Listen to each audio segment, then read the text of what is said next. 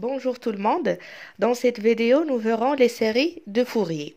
Alors, dans l'exercice numéro 4 de la cinquième série, on cherche à déterminer les séries de Fourier des fonctions suivantes. La première fonction, c'est la fonction f de x qui est égale à x, une fonction de pi périodique définie sur moins pi pi. Par, comme j'ai dit, f de x est égal à x. Je rappelle tout d'abord des notions de base concernant les séries de Fourier avant de répondre à la question. On considère une fonction f de R vers R, une fonction continue par morceau et de pi périodique, comme la fonction que nous avons dans l'exercice. Mais parfois, en général, on trouve une fonction de période t. Alors, les coefficients de Fourier exponentiels, je souligne ça, de f et la suite Cnf définie par la suite Cn de f, c'est égal à 1 sur 2pi, c'est-à-dire 1 sur la période, 2 fois l'intégrale de 0 vers la période, 0 vers 2pi, f de x fois l'exponentielle de moins in x. Normalement, ici, en général, c'est moins in x.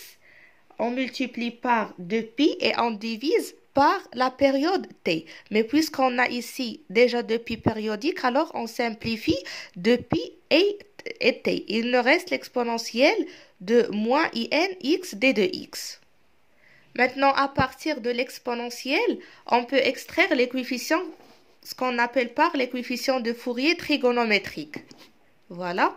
De f sont les deux suites an de f et bn de f, définis par a0, c'est égal à 1 sur 2pi, 1 sur la période t, l'intégrale de 0 vers la période t qui est égale à 2pi, de f de x d de x.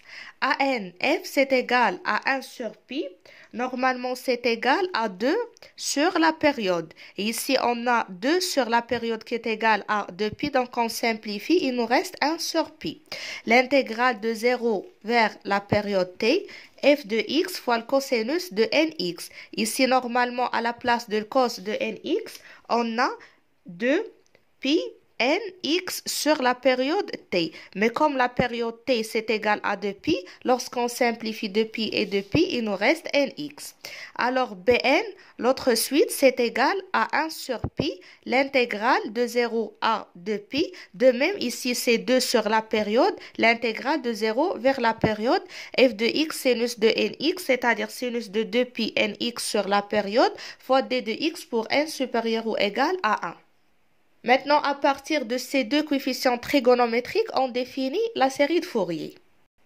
Voilà la série de Fourier de f et la série de fonctions s de x qui est égale à la somme des coefficients de Fourier exponentiels fois l'exponentielle de inx qui est égale en même temps la somme des coefficients de Fourier trigonométriques. Donc, c'est A0 de f plus la somme de an de f, on multiplie ici par le cosinus de nx, plus bn de f multiplié par sinus de nx. Alors, on applique cette égalité pour définir la série de Fourier associée à notre équation, à notre fonction. On remarque que f est une fonction impaire. Pourquoi? Parce qu'on a f de x, c'est égal à x. Alors, f de moins x, c'est égal à moins x. Donc, c'est égal à moins f de x. Alors, on a f de moins x, c'est égal à moins f de x, qui veut dire que la fonction est impaire.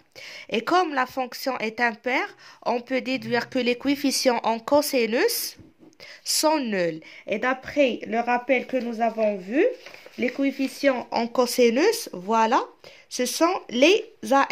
Alors, an, c'est égal à 0, quel que soit n. Donc, il nous reste à calculer bn. Par définition générale, bn c'est égal à 2 sur la période, l'intégrale de 0 à la période f de x, sinus de 2pi nx sur la période d de x. On remplace ici t par 2pi, on obtient que bn c'est égal à 1 sur pi, l'intégrale de 0 à 2pi, f de x sinus de nx d de x.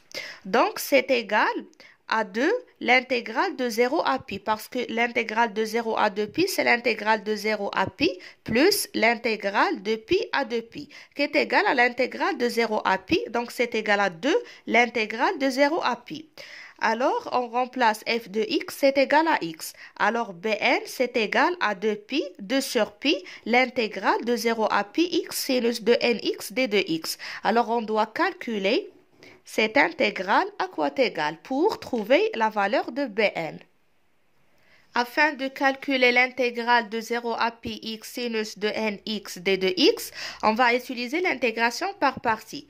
Donc, on pose u, c'est égal à x, et v' c'est égal à sinus de nx. Alors, u', c'est égal à 1, et v, la primitive de v', c'est égal à moins cosinus de nx sur n. Donc, l'intégrale de 0 à pi x sinus de nx d de x, c'est égal à e fois v, c'est-à-dire x fois moins cosinus nx sur n, de 0 à pi, plus, pourquoi ici plus? Parce que c'est moins avec le moins, ça va nous donner plus. L'intégrale de 0 à pi de cosinus nx sur n fois 1, d de x. Alors ici, lorsqu'on remplace, on obtient que c'est égal à moins 1 à la puissance n plus 1 fois pi sur n. Et lorsqu'on remplace par le 0, ça va nous donner 0. Ici, pourquoi on a moins 1 à la puissance n plus 1? Parce qu'on sait très bien que si n est pair, alors le cosinus, c'est égal à 1. Et si le n est impair, alors le cosinus est égal à moins 1. Lorsque je dis le n est impair, c'est-à-dire que le n s'écrit sous la forme de 2n plus 1. Le n pair, c'est-à-dire qu'il s'écrit sous la forme, c'est pas 2n, c'est 2p, on peut dire 2p. Donc, si le n est pair, il s'écrit sous la forme de p. Et si elle est impair, alors il s'écrit sous la forme de p plus 1. Et avec ce moins, on obtient moins 1 à la puissance n plus 1 et ça dépend de la parité de n.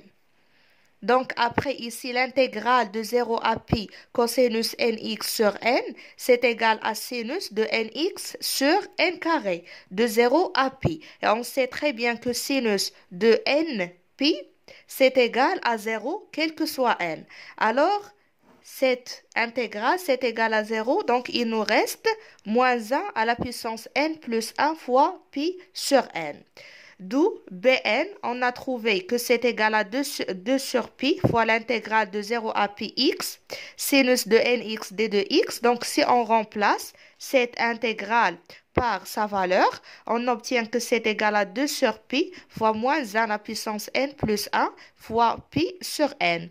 On simplifie pi avec pi, il nous reste moins 1 à la puissance n plus 1 fois 2 sur n. Alors, on passe pour remplacer dans la série de Fourier. Voilà, d'après le rappel, on a la série de Fourier, c'est égal à A0 de f plus la somme de ANF le cosinus nx plus Bn f sinus de nx. Mais on a déjà dit que les AN sont égaux à 0, quel que soit n. Alors, il nous reste la somme de Bnf fois sinus de nx. Donc, voilà, finalement, on a la série de Fourier de f.